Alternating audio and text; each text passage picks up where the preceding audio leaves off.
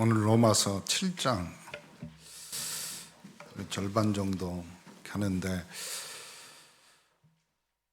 율법에서 벗어나 새로운 것으로 오늘 본문 내용입니다. 이 율법에서 벗어나서 새로운 것으로, 오늘 로마서의 7장 1절부터 6절인데 이 안 되는 것에서 벗어나서 되는 쪽으로 가면 된다, 이 내용입니다. 오늘 이제 선교대회 준비하고 오늘 오후에는 이제 우리 렘넌트 데이인데 제가 중국에 갔을 때는 굉장히 중국은 산이 별로 많이 있지만 거리나 뭐 이렇게 차를 타고 가면 그냥 들판만 보이는 데가 있어요. 성경에 보니까 눈을 들어 산을 보라. 그 중국에서는 그냥, 또 러시아도 그러거든요. 눈을 들어 들판을 보라. 그러면 그 사람들 금방 이해합니다. 어떤 선교지에는 선교사님이 그런 말씀하는데 거기 문화나 내용에서 그 양이 굉장히 못됐답니다. 그래서 나쁜 놈 하면 이 양 같은 놈 뭐 이렇게 말하나 봐요. 근데 거기서 메시지를 전달하는데 세상 죄를 지고 가는 하나님의 어린 양, 이러면 이제 이거 안 맞는 거예요. 거기는 돼지가 굉장히 착하답니다. 거기 문화나 풍토입니다. 그래서 선교사님이 그렇게 말했대요. 세상 죄를 지고 가는 하나님의 어린 돼지를 보라. 그거 금방 이해하는 거예요, 이 사람들은. 왜 오늘 이 말을 하냐면 그때 상황이나 시대 배경입니다. 이제 남편이 죽었으니까, 남편에서 벗어났으니까 끝이 난 거 아니냐. 이 시대 배경을 가지고 이 로마서 오늘 7장을 이해하면 쉽게 이해하는 겁니다. 그런데 7장으로 넘어오면서 사도 바울은 법조문을 대고 듭니다. 이 법에서 그냥 우리가 사는 이 시대 법이 있잖아요. 그 당시에 사는 그 사람들 중에서 가장 구속력이 강한 법이 뭐냐? 결혼의 법입니다. 그때 당시에는 남편, 여자들은 꼼짝 못했어요. 옛날 불과 우리나라도 한 40, 50년 전에는 엄마들 거의 대부분 이름이 없었잖아요. 뭐 정승주, 지금이야 이렇게 권사님이라고 부르잖아요. 박은정 권사 뭐 이렇게 부르는데 서기옥장도 이렇게 안 불렀어요. 동아 엄마. 그리고 그렇게 말하잖아요. 김명일이 처. 이렇게 굉장히 심했다니까요. 그런데 그 법을 가지고 들어와서 이 말씀을 설명하는 사도 바울은 굉장히 뛰어난 사람입니다. 왜 그러냐면 이때 당시에 이 법은 굉장히 구속력이 센 거예요. 특히 여자들에게 대해서. 우리 옛날에 엄마들은 이해하시잖아요. 그 남편 얼마나 힘들고 어렵게. 그래서 우리 엄마들이 옛날에 했던 말이 왼수사자 문디 뭐 이러면서 그만큼 센 거예요. 왜 그러냐면 시대적이고 상황적인 율법이요 굉장히 사람을 얽매어 있는 겁니다. 그때 당시에 가장 셌던 이 남편의 법을 가지고 와서 오늘 사도 바울이 로마서 7장 1절부터 6절을 설명하는 겁니다. 거기서 첫 번째, 남편이 있는데 다른 남자에게 바람을 피거나 그러면 창녀 아니야 이렇게 말하고, 이제는 남편이 죽었다. 그러니 너는 결혼해도 그 법 아래 있지 않고 자유로운 사람이 되지 않냐. 마치 성경 특히 이 복음을 그렇게 설명하는 겁니다. 완전히 구속 속박되어 있는 악한 남편 그 사단에게서 새 신랑 너희가 새 신부가 된 거 아니야. 이미 너희들은 구원받았다. 이제 악한 남편이 죽었으니까 시집가도 된다. 새로운 삶을 살아도 된다. 그 말이 무슨 말인가 하면 이제 구원받아 버렸다 이 말입니다. 이 비유가 맞든 안 맞든 간에 그때 당시에 이 시대 상황에는 이 사람들이 또 로마에 있는 성도들에게 때 보냈던 이 편지가요 굉장히 설득력이 있는 겁니다. 더 쉽게 말하면 어마어마한 악하고 힘든 데서 벗어나서 오늘 본문 완전히 무시무시한 율법에서 빠져나와 너는 구원받았다 이 말입니다. 이 축복을 누리고 이 언약을 누리는 우리 온네스의 모든 성도가 되기를 간절히 축원합니다. 여러분이 이 구원받았단 말은 이 어마어마한 축복을 받은 거기 때문에 더 큰 것, 천국이라는 배경 또한 하나님의 자녀라는 것입니다. 여러분이 이미 구원받았다는 말은 여러분의 배경이 천국 백성으로 옮겨져서 요한계시록 2장 1절부터 3장 20절에 나오는 예수님께서 보호자에 앉으셔서 천국에서 축복하는 모습이 나옵니다. 오늘 여러분이 이 언약을 붙잡고 예수님께서 40일 동안 하나님 나라를 설명했듯이 여러분의 축복, 여러분의 신분도 이 어마어마한 배경으로 바뀐 하나님의 자녀인 줄 믿습니다. 두 번째로는 구원받았기 때문에 하나님께서 하늘에 있는 주의 천사들을 계속 보내서 응답의 역사를 이룰 것이다. 왜 그러냐면 천국 배경이 있는 사람은 눈에 안 보이지만 하나님이 영적인 천사를 여러분의 삶과 또 가정과 산업과 현장에 계속 보내서 응답하시겠다 이 말입니다. 그리고 이 땅을 떠나는 날 천국 보좌에 가게 되는 것이고 살아있는 동안도 이 천국의 축복을 누리는 하나님의 백성이 되기를 간절히 축원합니다. 이 성경은 한 번도 빠짐없이 중요한 사건 때마다 하나님은 누구를 보냈을까요? 주의 천사들을 보냈습니다. 아름다운 소식을 전할 때, 또 이 복음을 전하는 천사, 또 전쟁하는 천사, 다 맡은 역할에 따라서 하나님은 중요한 사건 때마다 보내신 줄 믿습니다. 오늘 우리 교회도 마찬가지입니다. 2022년도에 우리 온네스가 3.18 영적 서밋 응답 24 이때에 맞는 주의 천군 천사를 여러분의 삶의 현장에 산업에 교회에 파송하여 천국 백성인 여러분을 지키고 보호하며 응답의 하나님의 말씀을 이루어 가신 줄 믿으시기를 간절히 축원합니다. 그냥 축복이 아니라 여러분에게는 이런 천국 배경이 있다 이 말입니다. 그러니까 배경이 있는 사람은 그런 이 세상이 여러분을 무시 못하는 겁니다. 세상 속에 살아갈 때도 여러분이 당당해지는 이유기도 합니다.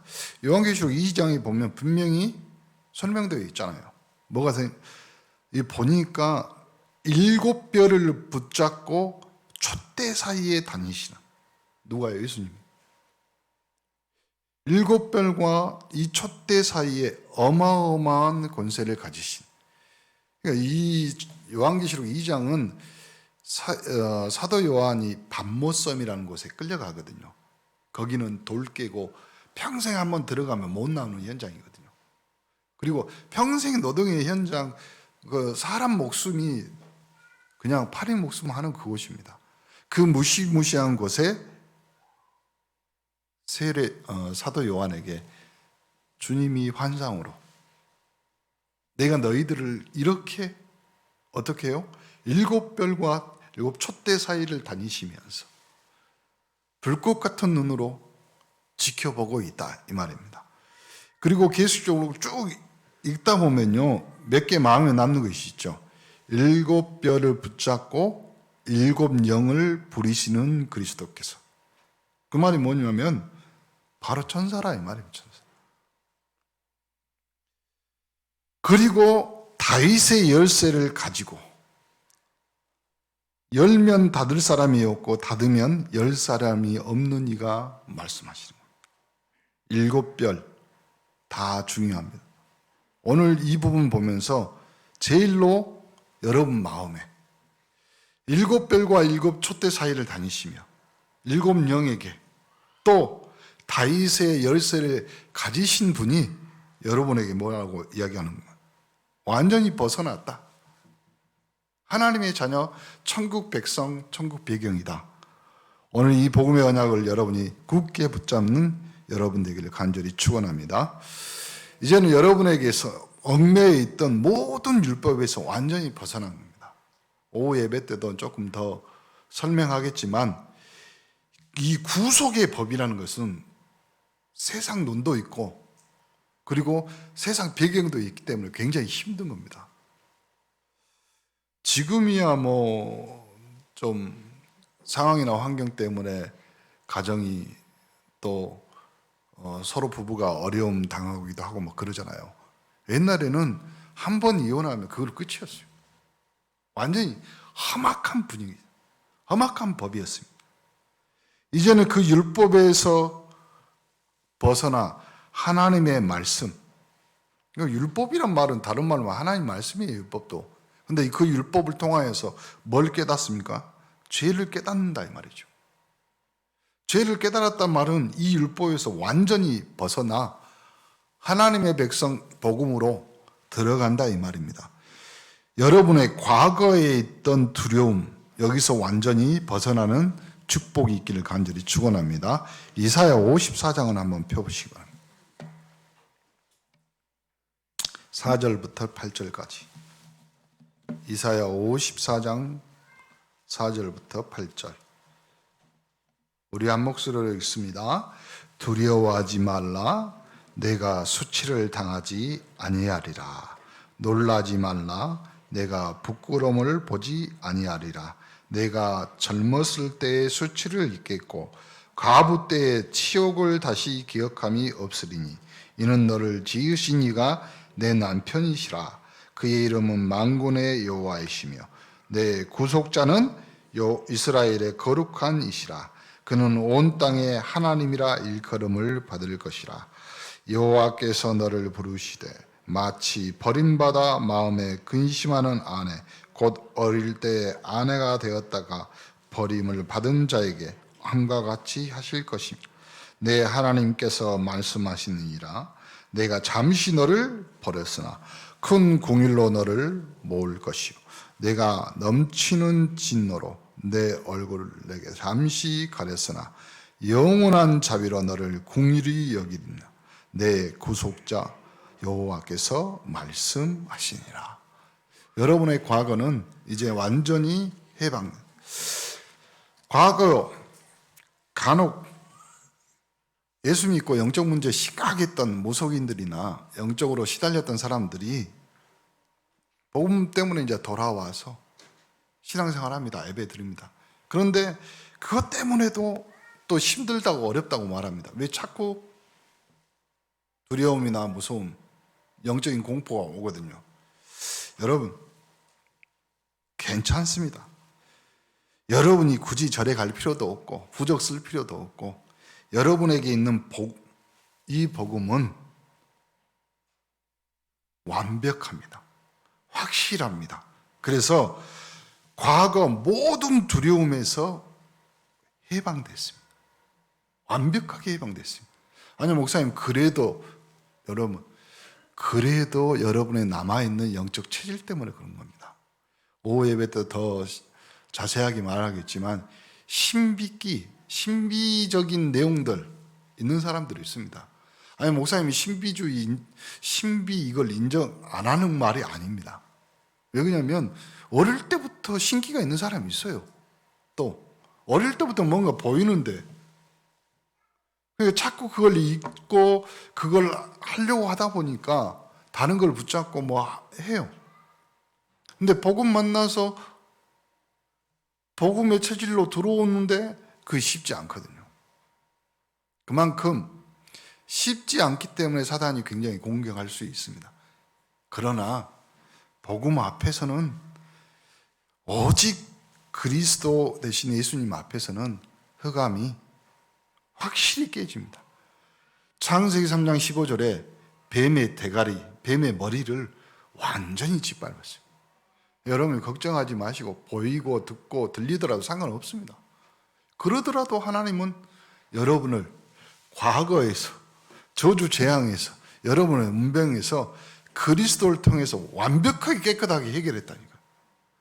그분이 구속자요, 그분이 여러분의 남편, 여러분의 얽매여 있던 과거의 이 법에서 확실하게 깨끗하게 벗어나게 하신 줄 믿습니다.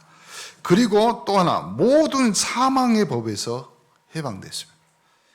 율법에서 다 해방된 사람들은 교회 신앙생활 하면서도요, 이 복음 안에 있는 것 가지고도 어려움 겪고 있는 사람들이 있습니다. 왜 그러냐면 신앙생활하고 복음 가지고 있는데 뭔가 또 해야 된다고 생각하는 거예요. 그러니까 복음의 법 아래에 있는 여러분들이 다른 법들을 꼭 끌고 들어와요. 그걸 뭐라고 하냐면 복음율법이라는 것이 있어. 목사님 말씀 그것도 못 깨달았고, 뭐 중직자가, 성도가, 그 다음에 뭔 목회자가, 그 다음에 뭔 권사가, 장로가, 법이, 마태, 마가, 누가 요한복음이 아니라 내가 복음 만들어. 그래가지고 그거는 자기 심정에서, 자기 속에서 나오는 겁니다. 빨리 그걸 입을 닫아야 돼. 여러분은 완벽하게 사망의 법에서 해방됐기 때문에 여러분을 얽매이고 여러분을 묶을 수 있는 법은 그리스도 대신 예수님밖에 없습니다.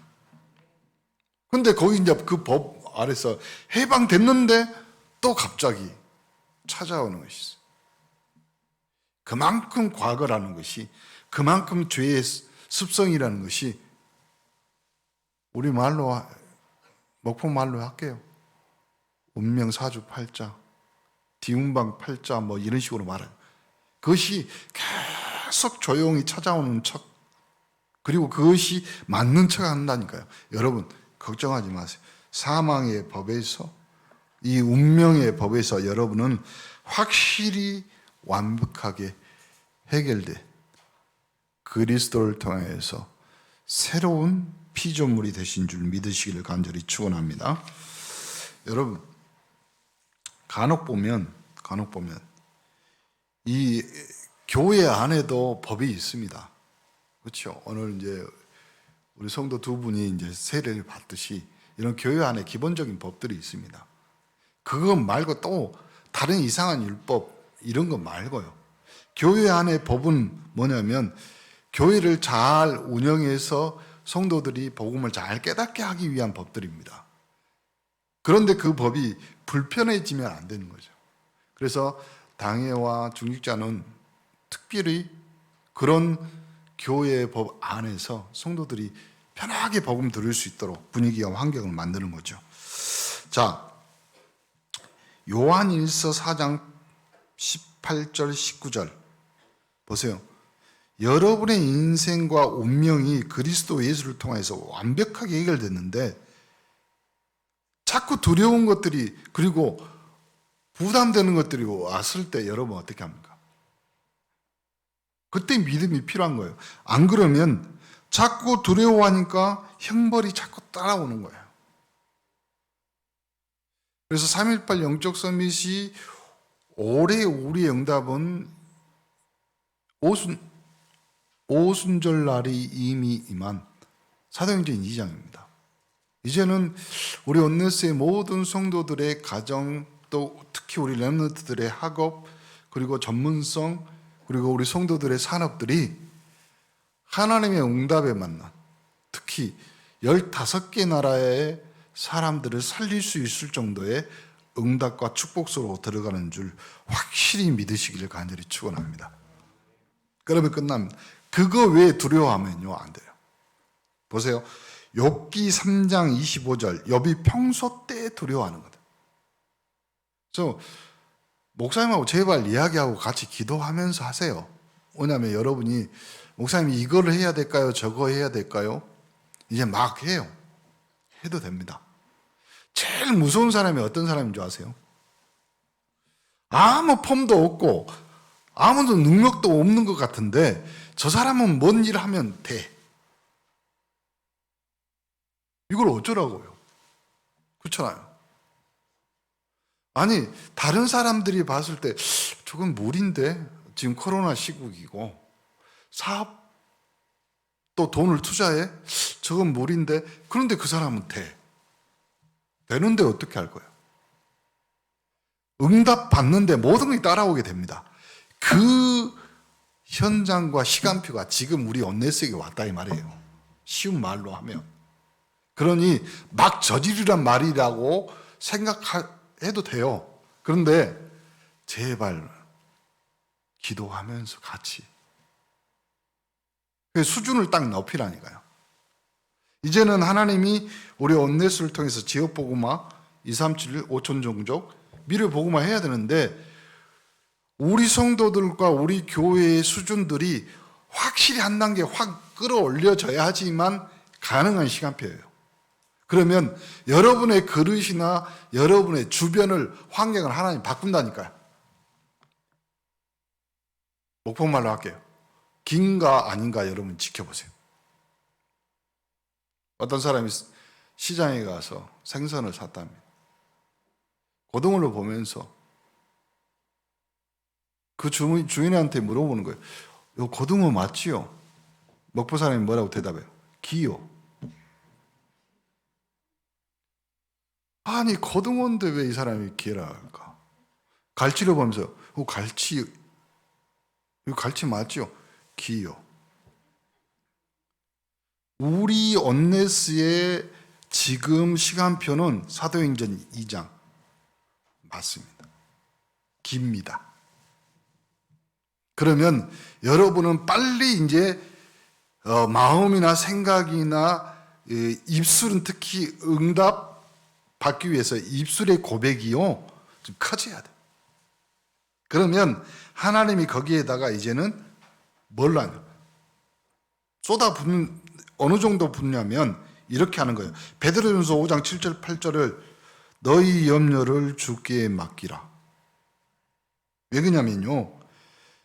우리 같으면 염려하지 말라고 그래요. 염려하지 말라고. 근데 성경은 뭐라고 이야기하냐면 염려를 맡기라고 그러는 거예요. 모든 종교는 이렇게 말합니다. 너희의 욕심 버려라. 너희 염려 버려라. 하지 마라. 이렇게 말합니다. 오늘 주님은 이렇게 말합니다. 주께 맡기라. 여러분의 인생은 하나님이 오늘 강단을 통해서 주신 말씀에 그 위에 잘 박힌 것처럼 여러분의 인생과 산업과 여러분의 응답이 걸려있기를 간절히 축원합니다. 마태복음 25장 41절에 보니까 예수님이 오시는 재림 때까지 이 사단은 끊임없이 공격합니다. 그렇기 때문에 여러분 걱정하지 마시고 말씀 따라가는 인생들 되리기 간절히 축원합니다. 자, 세 번째 뭐냐면 새 것을 주셨습니다. 새 것. 새 것이 뭐냐면 권세거든요. 고린도 후서 5장 17절에 새로운 피조물이기 때문에 여러분에게 있는 이제 시간표는 새 것의 시간표입니다. 그렇죠? 목사님 제일 좋아하는 건 뭐냐면 새 거 살 때 좋아합니다. 노트도 새 거, 볼펜도 새 거. 사람들 다 똑같아요. 새 집하고 새 자동차하고 새 거 사면 좋아하잖아요. 근데 오늘 성경은 뭐라고 하냐면 여러분의 인생과 삶이 이제는 새로운 피조물, 새로운 것이 된 거예요. 오늘부터 딱 정리하세요. 여러분의 과거 응답받지 못하고 모든 것들 일을 할 때마다 실패했던 인생, 이제는 새 것이 됐다. 새 것. 새로움. 새삼. 그러면 여러분 이제 이렇게 바뀝니다. 이제 2022년도부터 여러분의 우리 온네스 성도들의 3.18 영적 서밋의 삶의 스타일이 뭘로 바뀌냐면 여러분이 예전에 손댄 거, 여러분이 만진 것은 디스트로이어, 파괴됐어, 항상. 잘 안 됐어. 실패했어. 근데 이제는 응답 24의 우리 온네스 성도들은 여러분의 권세가 만지는 거, 붙잡는 거, 기도하는 것이 응답, 그리고 새 것으로 바뀌고 하나님이 주신 축복으로 바뀌는 게 될 줄 믿습니다. 그것이 오늘 2022년입니다. 그래서 아이 요한복음 1장 12절에 하나님 자녀가 되는 축복을 주셨다가 아니라 자녀가 되는 뭐예요? 권세. 권세가 뭐예요? 할 수 있는 힘이에요. 근데 그 힘은 어디서 와? 위에서. 마태복음 28장 18절 20절에 예수님께서 하늘과 땅의 모든 권세를 내게, 그러므로 세상 끝날까지 너희와 항상 함께 있습니다. 그러면 함께 있는 여러분이, 여러분의 그릇은, 함께라는 말이 무슨 말이에요? 예수님과 함께라면 예수님과 함께 있을 때 대화가 돼야 될 거 아니에요. 대화가 돼야 될 거 아니에요. 그럼 대화되는 수준은 뭐예요? 수준이 비슷해야 되잖아요. 그러면 여러분의 수준은 이제 그리스도의 수준, 선지자, 제사장, 왕의 수준이 돼야 돼요. 그래서 여러분의 현장, 여러분의 삶의 모든 부분들이 그리스도화의 수준의 축복을 받아야 된다. 그게 2022년이에요, 오늘. 그래서 여러분 오늘 말한 거 뭐냐면, 제목이 뭐예요? 목사님, 시작. 새로운 것이에요, 영이 새로운 거. 2022년. 그러면 이 새로운 것으로 어떻게 바뀌냐면, 로마서 8장 12절 17절에 보니까 하나님 자녀가 되는 권세를 주셨지만 이제는 그 자녀에게 유산까지 주기 위해서 뭘로 바꿔요? 양자의 영으로, 양자로 삼고. 그렇죠? 양자의 권세, 그래서 이 권세는 위에 내린 거, 이건 자격이 아니에요. 권세요, 자격.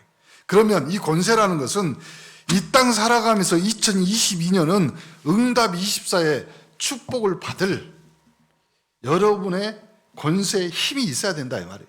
힘. 수준을 바꿔야 돼. 여러분의 수준이 바뀐 줄 믿으시기를 바랍니다. 다시 이 권세는 특징이 하나 있어요. 사용할 때 효력이 납니다. 역사가 일어납니다. 이제 오후 예배 때 그 신분 권세를 또 이야기할 거예요. 그러므로 여러분에게 주신 이 새 것의 응답, 새로운 영의 시작, 출발이 오늘부터 여러분의 인생을 송두리째 바꾸게 되기를 간절히 축원합니다. 자, 결론입니다.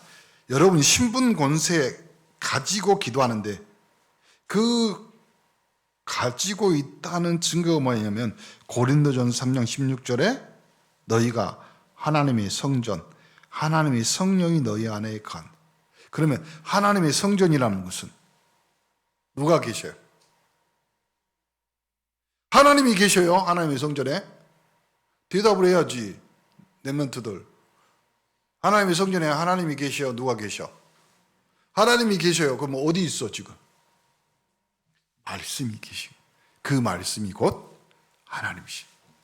그래서 이 성전에, 여러분의 성전에 하나님의 말씀으로 가득 채워. 그때마다 이 말씀을 가지고, 왜 말씀이 계시기 때문에 하나님의 성령이 계시고. 그래서 여러분이 지금부터 이 축복 누리는 방법 뭐겠어요? 성령 인도란. 그래서 성령 인도 중에서 내가 어떻게 성령 인도를 받을까?